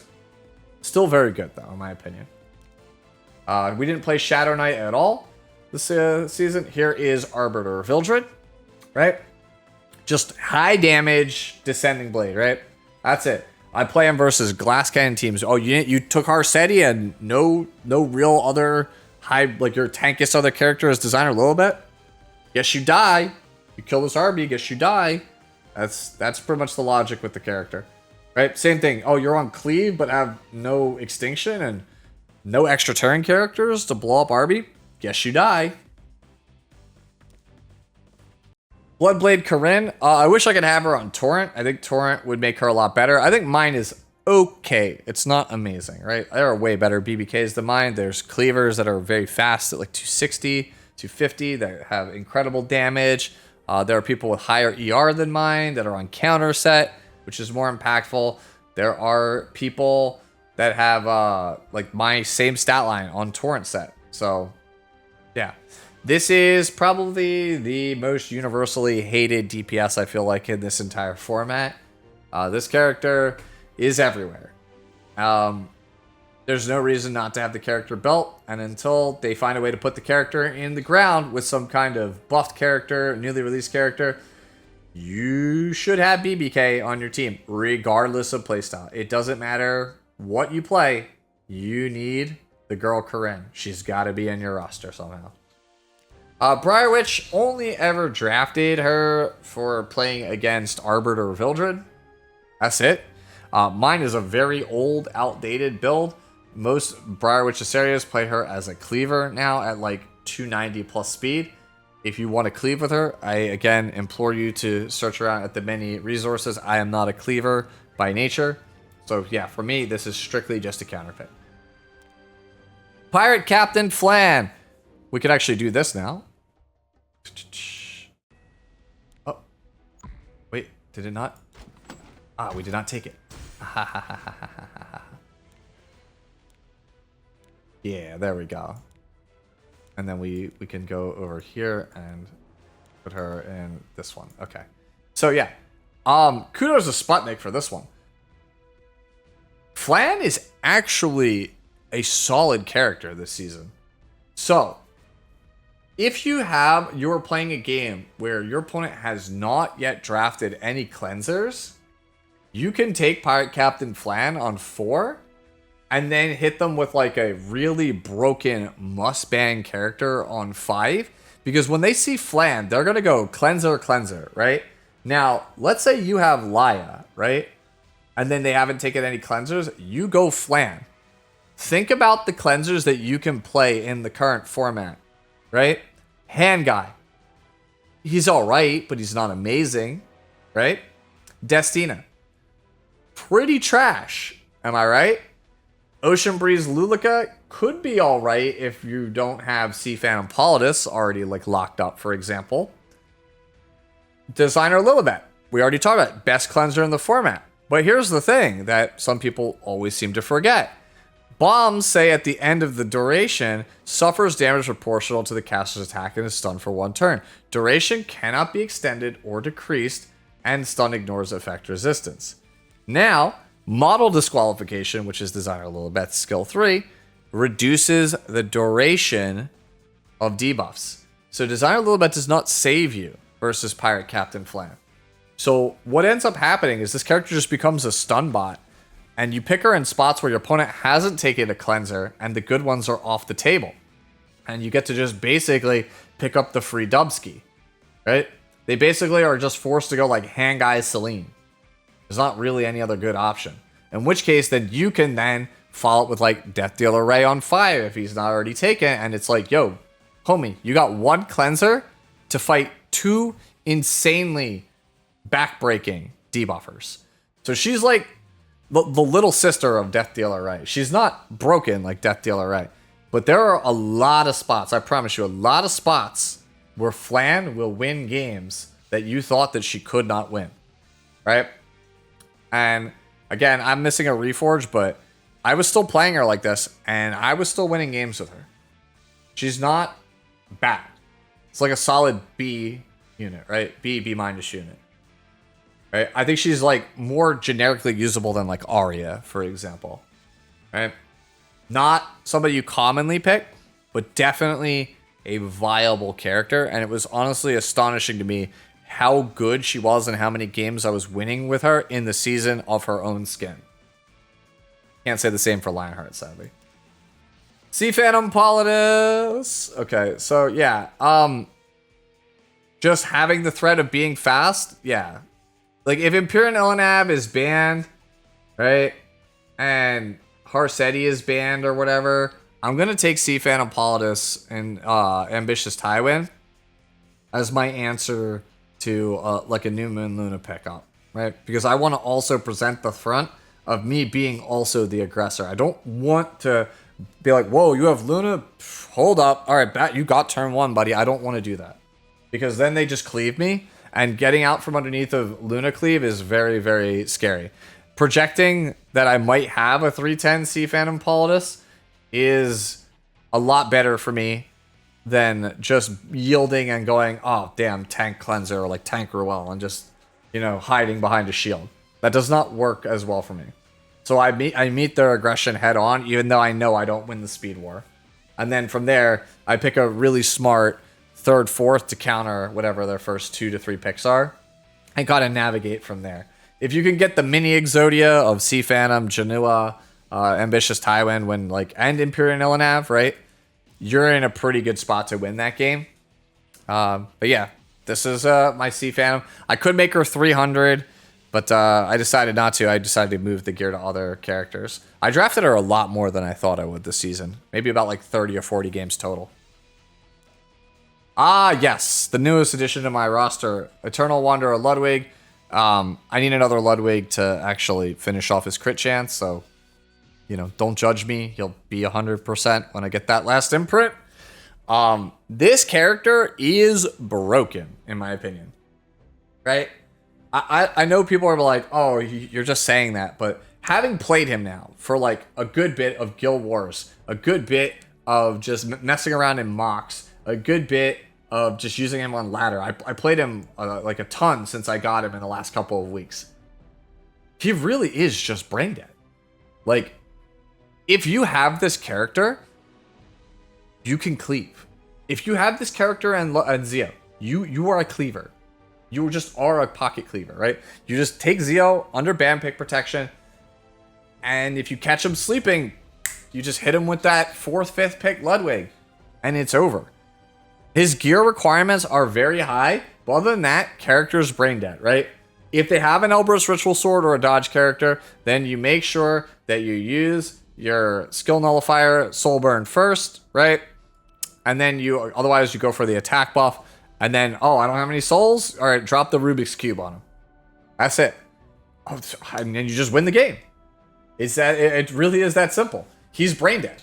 I have, like, actually no sympathy for anybody that loses with this character. If you're, like, a dedicated, I ban Bellion, 3rd pick, Eternal Wanderer Lower, I do not feel bad for you in the slightest if you lose any of your games. This character is the most brain dead, flowchart, easy mode character I have ever seen. He literally does it, and he does the work of 5 characters back in the day, cleaving in 1 character. Like, he literally just needs warm bodies that come with souls, and he wins the game by himself. It's actually astounding how stupid this character actually is. So yeah, I'm gonna keep cleaving with him. Oh, by the way, fun thing, in case people haven't realized this. So he says here. Where is it? When someone uses a soul burn, increases his combat radius by 20%, right? It's when someone, not you. So one of the things that is really funny that you can do with this character is when you see your opponent has, banned Bellion and they banned Harsetti and they first pick Zio, what you do is you go Imperial Ilanav, Eternal Wanderer Ludwig. Because they don't have a win con anymore. Like, in my case, because I banned BBK and I banned Flan, I just take Ludwig on too, and it's just like, there's just like this moment of like, wait, what? Like, you just steal their Ludwig away, and it's just like, oh, do you have a win con? Do you have an actual win con? And sometimes they don't. And in the case that they do, the one time the one guy did, what ended up happening was he soul burned his Zio at the start to push back my fastest character. And it pushed my Ludwig up, and I just cleaved him. This character is just so dumb. Alright, here you go. Most polarizing character of the entire season. I don't know what to say. Just build the character tanky on injury. Fairy Tale for a nightmare. Bubble Maker is actually a liability, I found a lot of the time. Especially if you're against, like, Schneel. If you have, like, DDR, and you're trying to do that hostage situation we've talked about the whole video. Nah, Nah, Bubble Maker got me killed a couple times, so I'm off that. I'm off that train. Abyssal's probably still fine though. But yeah, I don't think a single character since Bellion has exuded as much influence on the game as Harseti. And I think that as the game develops over the next like year or so, this character will get figured out more and more, because I think we actually haven't even like scratched the surface of the quote-unquote Harseti meta. I think that there are going to be, as the game goes on, people will get better gear. They will get more characters will come out that interact with her in different ways. And then also, right, people will pull more copies of other characters and develop other tech, like I said, like that base speed Urban Shadow shoe with like insane stats and a ton of ER or something, right? I said it when I like did my first impressions of this game, that she is either, you know, the savior of the game or the person that just like screws the game up royally. And I still feel that way. Me personally, I don't mind playing against Harseti. I'm fine with this character existing in its current iteration. I've had long heated discussions with other content creators out there about the state of Harseti.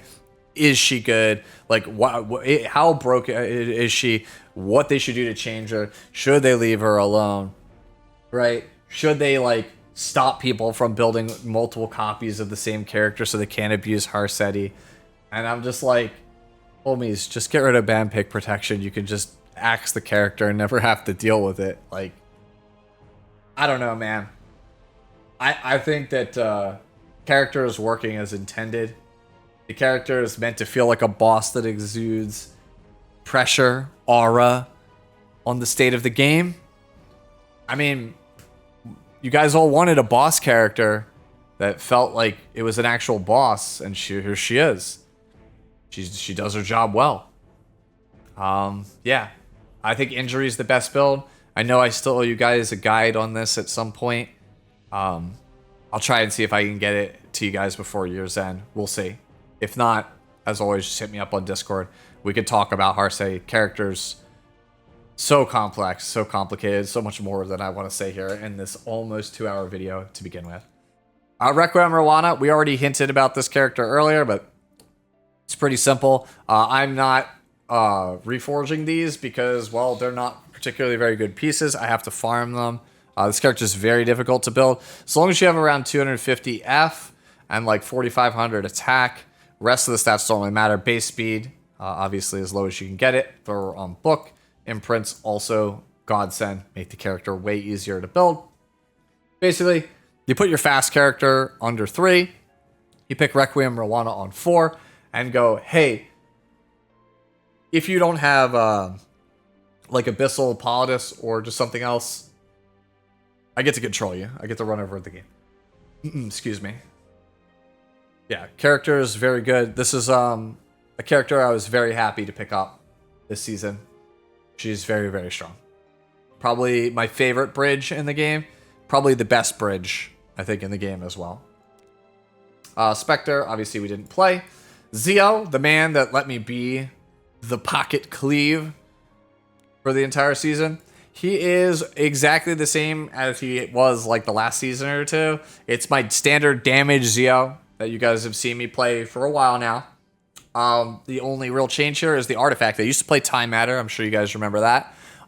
Having the book lets me pivot to Ludwig, which is why he's on the book, because I want to have the option to pivot into Ludwig, because as we talked about, character's brain dead and just wins games. So if the object, the goal is to get the dubski, then I want to maximize my chances for doing that.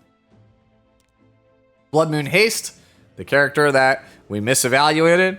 I already talked about him at length, I think, earlier in the video, but when we talked about Mort. But yeah, he's just still busted. I think he's one of the best first 2 picks for standard players right now. Right? Only like really awful matchups are DDR and Mort. Right? He gives you a fighting chance against a lot of other BS, especially against like people who are trying to just blow you up. They can't blow up your Blood Moon Haste. Hey, you're chilling. Honestly, I might even forego the ER, just get more HP. Go like 26, 27k HP in the future. Right? We'll see. ER, I know Tristan famously always says ER is a scam stat. He might start to be, he might be right on some of this stuff. So, yeah. Overall, yeah. I'm very happy with Blood Moon Haste this season. He's very, very strong. And finally, the last character we'll talk about in the video, because I didn't play Sinful Angelica, is Death Dealer Ray. What's there to say that hasn't already been said before? I slowed him down, right? He used to be like 240 speed. He's 220 now with a little bit more bulk, a little bit more F than where he was before. He used to be like 99 F. That's how KHM had him built. So I had to go with a little bit more F because I found I was getting resisted for some things that I probably shouldn't be getting resisted by. He should be on my best Guardian Ice Crystals, but I didn't have a lot of confidence in his viability with the advent of Schneel. So that's kind of why I did like downgraded his gear a little bit. Took him off the best Ice Crystal, which is what he was on before, and left him where he's at here. And then as time went on, as we talked about, Schneel is a scam unit. So we could just pick Death Dealer Ray. And just proceed to do Death Dealer Ray things like he has done for the last 13 months of being arguably one of the best, if not the best character in FX7. I don't think he's the best character anymore. Probably still top 5 though. He's still massively, massively overpowered. And I still think that Smilegate has done a very bad job at caging this character. Right? Because even though I think New Moon Luna is a more broken character than Death Dealer Ray is, New Moon Luna is like, at least I know I'm dead quickly.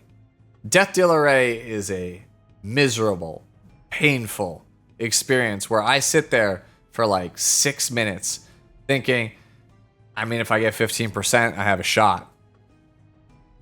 It's awful, man. He makes these like really long, drawn out, non-deterministic games. Whereas like Luna, it's like, oh, bro, I got sealed. The Ludwig pushed up. It's over. I'm gone. Next game. So it's like, he's just a combination of just all around. Feels bad. Right? Just not a fan of anything about this character's gameplay elements. Right? But I'll still keep playing him because he's broken and he gets you the dub. And what are we trying to do when we climb ladder? Get the win. Anyways, there you go. I know this has been significantly longer than some of my other Emperor account reviews, but as you can see, there's a lot of units this time around and a lot of nuance to why they are played where they are actually played. If you enjoyed it, as always, you know, leave a like on the video, subscribe if you're not already to the channel. We've got a couple more videos coming out for the rest of the year, including an equipment guide and the year in review. And if you have any questions, let me know down in the comment section below. As always, enjoy the rest of your day, the rest of your week. I'll catch you in the next one. Later now.